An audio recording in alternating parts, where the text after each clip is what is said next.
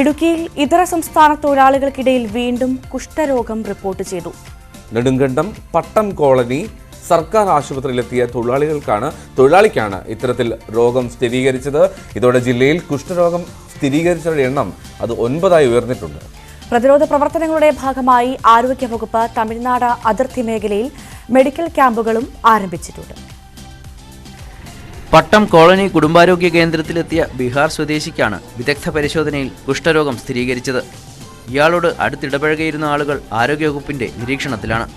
കഴിഞ്ഞ ദിവസം കുഴിത്തൊളിവിൽ 22-കാരിയായ ഇതര സംസ്ഥാന തൊഴിലാളിക്ക് കുഷ്ഠരോഗം സ്ഥിരീകരിച്ചിരുന്നു. 3 വർഷം മുമ്പ് ഝാർഖണ്ഡിൽ നിന്നെത്തിയ ഇവർ ഇപ്പോൾ ചികിത്സയിലാണ്. ഇവർക്കൊപ്പം രോഗലക്ഷണങ്ങളുള്ള മറ്റൊരാളെ കണ്ടെത്തിയിരുന്നെങ്കിലും തുടർ പരിശോധനയ്ക്ക് വിധേയമാകാതെ ഝാർഖണ്ഡിലേക്ക് കടന്നു. ജില്ലയിൽ ആകെ 9 പേർക്കാണ് കുഷ്ഠരോഗം ബാധിച്ചത്. ഇതിൽ 6 പേരും ഇതര സംസ്ഥാന തൊഴിലാളികളാണ്.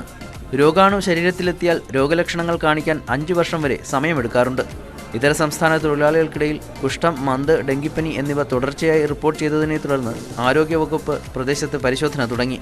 കരുണപുരം ഗ്രാമപഞ്ചായത്തിന്റെ നേതൃത്വത്തിൽ തൊഴിലാളികളുടെ വിവരശേഖരണവും ആരംഭിച്ചു. അതിഥി തൊഴിലാളികൾ ധാരാളമുണ്ട്. ഇപ്പോൾ 782 പേരാണ് നമുക്ക് കണക്കനുസരിച്ച് ഉള്ളത്.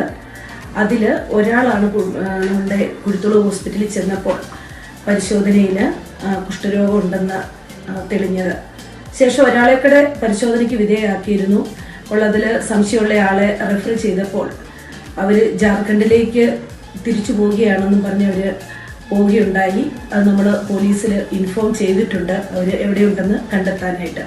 രോഗബാധ സ്ഥിരീകരിച്ച സ്ഥലത്തെ തൊഴിലാളികൾക്ക് ജാഗ്രതാ നിർദ്ദേശം നൽകിയിട്ടുണ്ട്. അതിർത്തി മേഖലയ്ക്കൊപ്പം തൊഴിലാളികൾ കൂടുതലുള്ള മറ്റു സ്ഥലങ്ങളിലും ക്യാമ്പുകൾ നടത്തും. ന്യൂസ് 18 ഇടുക്കി.